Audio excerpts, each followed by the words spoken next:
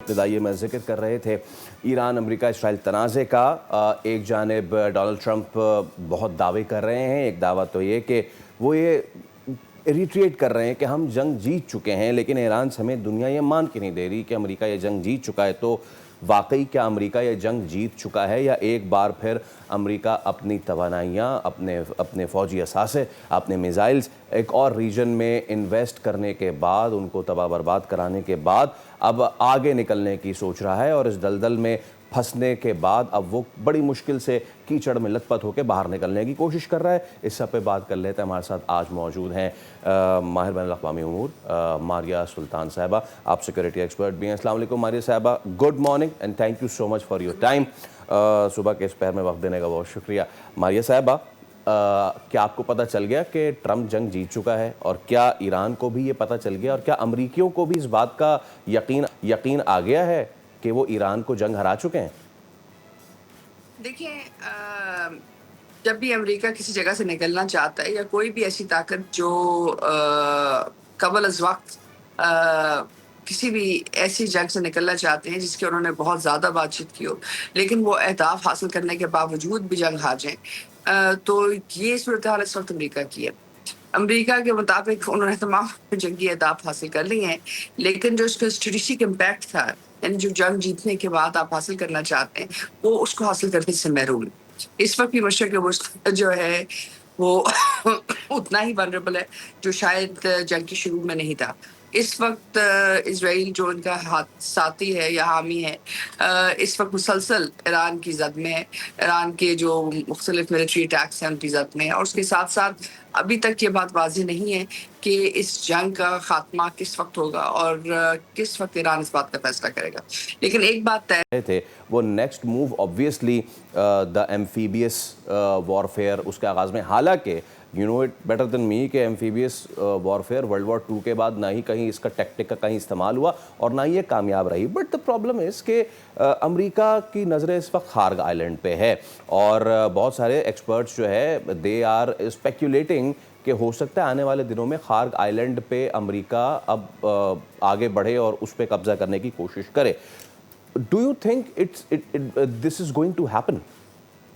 دیکھیے، it is going to happen, کیونکہ اس وقت دو پرابلمز آ رہے ہیں. ایک پرابلم تو یہ ہے کہ اس وقت ان کے پاس کوئی ایسا لیوریج نہیں ہے جو ایران کو آمادہ کر سکے کہ آپ نیگوسیشنز کے لیے آئیں، یا کوئی ایک ایسی پوزیشن جہاں امریکہ اس بات پر ایران سے کسی بھی قسم کی کنسیشن لے سکے.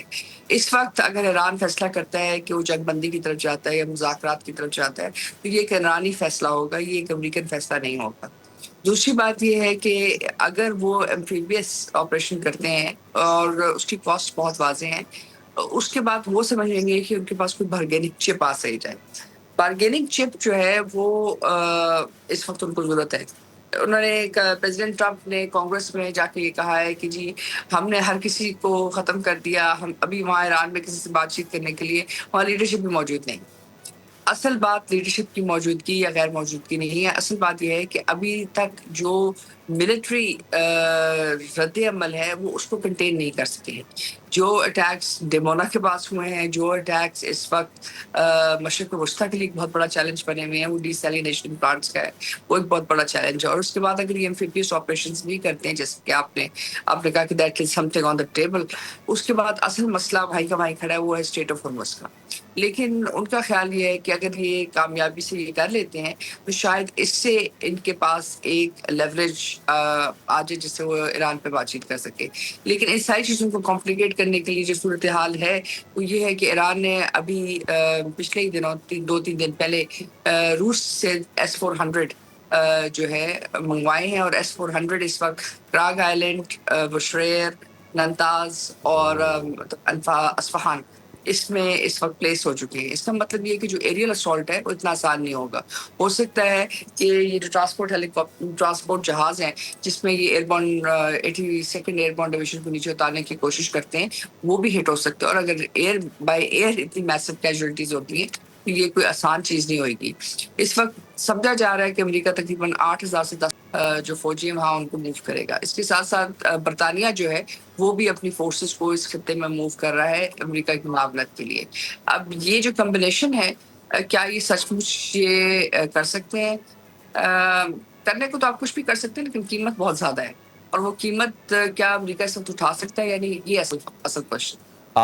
آپ نے بات کر ہی دی ہے اسٹریٹ آف ہارموز کی، تو اب ایک نئی سچویشن بھی ڈیولپ ہوتی نظر آ رہی ہے ان دا نیوز اٹ از کہ ایران از تھنکنگ کہ وہ باب المندب جو ہے، جو ریڈ سی کا بہت ہی زبردست قسم کا میریٹائم پورا روٹ ہے، تو ابھی تک صرف تیل کی بندش دیکھی ماریہ صاحبہ. ابھی اگر ہم ایک یہ ایسا میریٹائم روٹ جس سے صرف آئل نہیں بلکہ باقی چیزوں بھی بڑی تعداد میں دنیا کو جاتی ہے، دنیا کی کنیکٹیوٹی ہے باب المندب کی، ایران نے اشارہ دیے ہیں کہ اگر زیادہ معاملہ کھینچے تو ہم اس کو بھی بند کر سکتے ہیں. یہ ہو گیا تو کتنی کیٹاسٹروفی ہوگی یہ تو کوئی اندازہ بھی نہیں کر سکتا اس کا. دیکھیں اس وقت تین چیزیں جو ہے نا ولنریبلٹی ہیں جس کا کوئی جواب نہیں ہے. ایک تو اسٹریٹ آف ہارمز ہے، دوسرا باب المندب جس کی وہ بات کر رہے ہیں، اور تیسرا جو ہے مشرق وسطیٰ کے ڈی سیلینیشن پلانٹس کا. کیونکہ اگر ایران میں ڈی سیلینیشن پلانٹس کو ہدف بناتا ہے، پورے مشرق وسطیٰ میں 2 ہفتے سے زیادہ کوئی پانی نہیں رہے گا. اس بات کا اندازہ ہم نہیں کر سکتے ہیں کہ اگر آپ کے پاس پوری ریاست کے لیے کوئی پانی موجود نہ ہو، یعنی کہ پورے مشرق وسطیٰ کے اندر پانی کا بحران پیدا ہو جائے. دیکھیے تیل کے بحران کو آپ ہینڈل کر سکتے ہیں، اس کی ڈفرینٹ امپلیکیشنز ہیں، لیکن آپ پانی کے بحران کو ہینڈل نہیں کر سکیں گے اگر اتنی ساری جو عوام ہے ان کے پاس پانی پینے کے لیے نہیں ہوگا. دوسری بات یہ ہے کہ اس وقت جو تقریباً اسٹریٹ آف ہارمز سے کہا جاتا ہے 20 سے 40% گلوبل ٹریڈ گزر رہی ہے، اس کو اگر آپ باب المندب کے ساتھ ملاتے ہیں تو تقریباً 40 سے 60%. تو اس کا مطلب یہ ہے کہ آپ دنیا کی تمام تر تجارت، تمام تر جو انرجی پروڈکشن ہے اس سب کو شفٹ کرنے میں کامیاب ہو جائیں گے. اس وقت اسٹریٹ آف ہارمز میں شپس چل رہی ہیں، اور جو شپس ہیں یہ اس وقت جو ہے ٹیکسیشن دے کے جا رہی ہیں ایران کو، جو یوان میں ہے تقریباً 2 ملین یوان قریب. اب اگر یہ صورتحال پیدا ہوتی ہے تو اس کے اندر جو پورا ٹریڈ ڈائنامک ہے مشرق وسطیٰ کا، پورا ٹریڈ ڈائنامک ہے تیل کی تجارت کے ساتھ جو ڈالر کے ساتھ منسلک ہے، وہ سارا کا سارا چیلنج ہوتا ہے. کیونکہ تجارت تو ڈالر میں ہی ہو رہی ہے، لیکن اگر آپ اسٹریٹ آف ہارمز سے گزرنے کے لیے $2 ملین یا 2 ملین یوان کے برابر پیسے دے رہے ہیں تو اس کا جو امپلیکیشنز ہے وہ بہت مختلف ہے. یہ صورتحال ہے، اور ایسی صورتحال میں جو ریورس پریشر آئے گا وہ امریکہ کو آئے گا، نہ صرف مشرق وسطیٰ کے ممالک سے بلکہ ان تمام ممالک سے جو اس وقت تجارتی طور کے اوپر اس جنگ سے افیکٹ ہو رہے ہیں. Before I come to the 15 versus 5 شرائط، آپ نے یوان کی بات کی کہ ایران جو ہے وہ یوان میں پیمنٹس لے رہا ہے. یہ تو ڈائریکٹ پیٹرو ڈالر کو ہٹ کرنے والی بات ہے، وچ مینس کہ this is not going to change the regional economy, یہ گلوبل اکانومی پہ اس کا بڑا ہٹ ہوگا. کیا یہی تو وہ وجہ نہیں ہے جس وجہ سے امریکی صدر چین جانے کو ترجیح دے رہے ہیں اس سارے معاملات میں؟ اور اگر تو امریکی صدر چین جانے کو ترجیح دے رہے ہیں ان دا کمنگ منتھ وچ از مے، تو کیا یہ انڈیکیشن ہے کہ 5 دن کے ہالٹ کے بعد بھی اگر یہ جنگ ریزیوم ہوتی تو زیادہ عرصے نہیں چلے گی؟ دیکھیے پرابلم اس وقت دو ہے. ایک پرابلم تو یہ ہے کہ جو پیٹرو ڈالرز ہیں اس کے پیچھے مشرق وسطیٰ کا اعتماد تھا امریکن دفاع کے اوپر، وہ اس وقت سویرلی چیلنج ہو گیا ہے ایران امریکہ جنگ کے بعد. اگر مختلف آوازیں آ رہی ہیں مشرق وسطیٰ سے کہ کیا امریکہ کو بچانے کے لیے مشرق وسطیٰ کو کام کرنا پڑے گا یا امریکہ مشرق وسطیٰ کو بچائے گا. یہ پیٹرو ڈالر کی بنیاد تھی کہ امریکہ دفاع دے گا اور جتنے عرب ممالک ہیں وہ تجارت جو ہے ڈالر میں کریں گے، جس کی وجہ اور جو پیسے بچ جائیں گے جو ہے. اوکے اوکے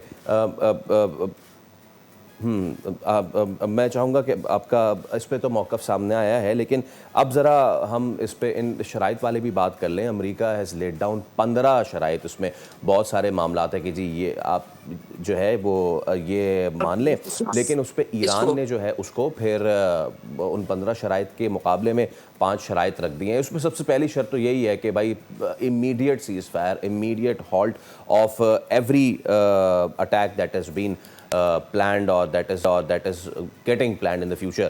ان شرائط کو کیسے دیکھتی ہیں؟ اور although کہ ایران نے بہت تگڑا فائٹ بیک دیا ہے کولیشن اس اٹیک کو، کیا ایران کی شرائط کو زیادہ سخت مانتی ہیں یا پھر امریکہ کی طرف سے جو 15 پوائنٹس دیے گئے ہیں ان کو زیادہ سخت مانتی ہیں؟ دیکھیے امریکہ کی طرف سے جو 15 پوائنٹ دیے گئے ہیں وہ تو بے معنی ہے اس وقت، کیونکہ جے سی پی او کے اندر ایران نے پہلے کہا تھا کہ وہ سیاسی طور کے اوپر ایٹمی صلاحیت ہی رکھنا چاہتے ہیں. اور دوسری بات یہ ہے کہ جو ایران کا مسل پروگرام ہے امریکہ کے کہنے سے نہ تو کوئی ویریفائبل میکنزم ہے اور نہ ہی ان کے پاس اس وقت جنگی طور کے اوپر وہ برتری حاصل ہے ان کو جس کی بنیاد کے اوپر وہ ایران سے ہی شرائط مانگ سکیں. تیسری بات جو وہ کہہ رہے ہیں جو چیزیں اس کے اندر جو کنڈیشنلٹیز ڈال رہے ہیں اس کے لیے آپ کو جنگ جیتنا ضروری تھی، اور جنگ جیتنے کے لیے بہت ضروری ہے کہ دوسری سائڈ بھی اس بات کا اعتراف کرے کہ آپ جنگ جیت گئے ہیں. آپ نے جنگ کی شروعات ضرور کی ہے لیکن جنگ کا خاتمہ ظاہر ہے دوسری سائڈ کے ریزالو سے ہوتا ہے، اور جو چیز نظر آ رہی ہے ایران کے اندر وہ یہ ہے کہ انہوں نے بہت کاسٹ ایکسیپٹ کی ہے اور وہ ابھی بھی جنگ لڑنے کے لیے تیار ہے. اب ایسی صورتحال میں آپ کے نیگوشیٹنگ پوائنٹس ہو سکتے لیکن وہ آپ کی وجہ شہرت نہیں ہو سکتی، اور نہ ہی آپ کی ایک ایسی کنڈیشن کریٹ کر سکتے ہیں جہاں آپ کہیں کہ جی جنگ ان شرائط کے اوپر اور اس جگہ کے اوپر ختم کی ہے. سچویشن بہت مشکل ہے اس وقت امریکہ کے لیے، ایران کے لیے بھی مشکل ہے لیکن امریکہ کے لیے بہت زیادہ مشکل ہے، کیونکہ اگر وہ جنگ بندی نہیں کرتے ہیں تو جو کچھ ان کا اسٹیبلش ہوا ہے وہ میکنزم اس طرح اسٹیبلائز نہیں ہوگا. All right, just one last thing. ویسے تو آپ نے بہت ساری ڈیسیلینیشن پلانٹس کی بات کی.